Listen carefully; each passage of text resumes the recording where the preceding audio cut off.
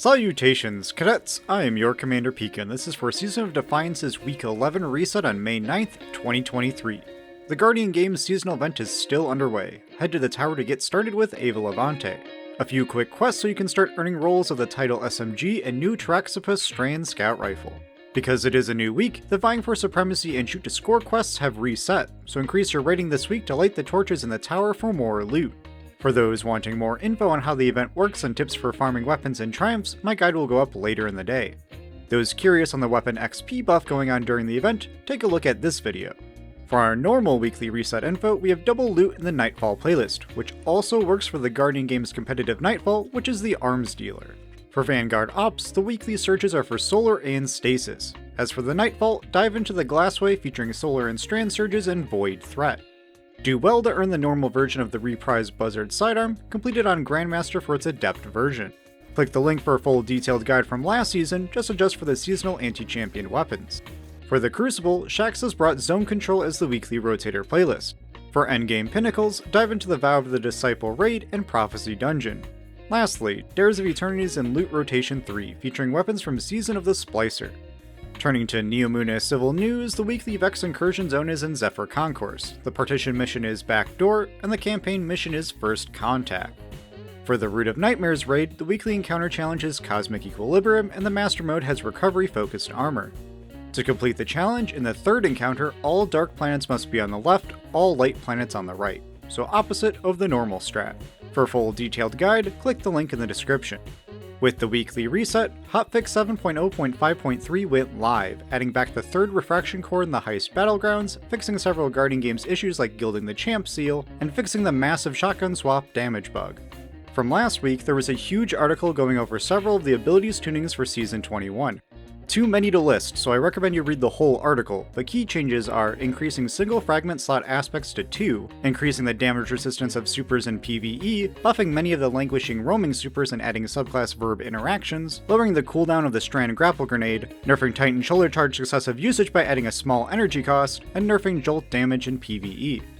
This isn't all the ability changes for next season, so we'll have to wait and see for the complete patch notes.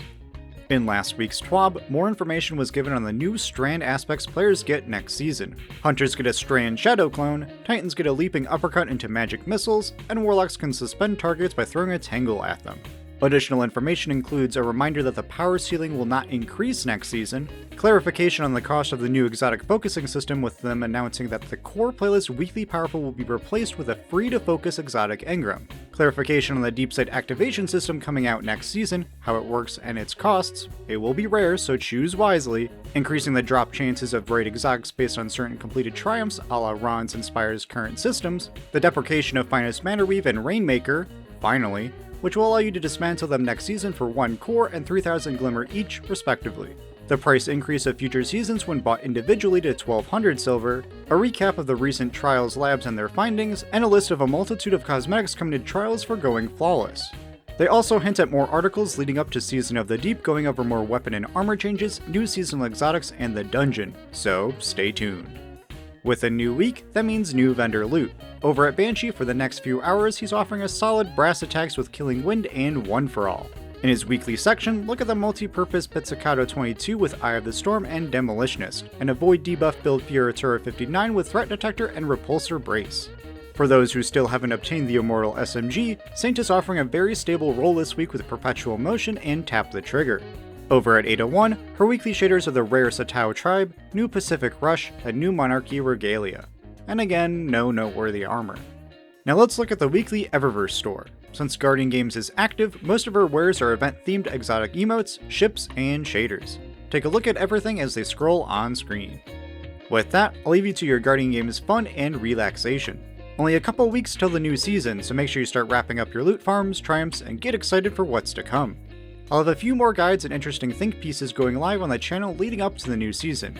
Wish I got them out sooner, but you know me, IRL things, and I went down the rabbit hole of weapon XP testing, which you saw in my last video. So expect my Guardian Games guide to go up shortly, quick tips for farming Glassway in the comp Nightfall, and much more. So if you liked today's video and are interested in what's to come, then a like and subscribe is always appreciated. As always, I am your Commander Pika, be kind, have fun, and I'll see you on the battlefield.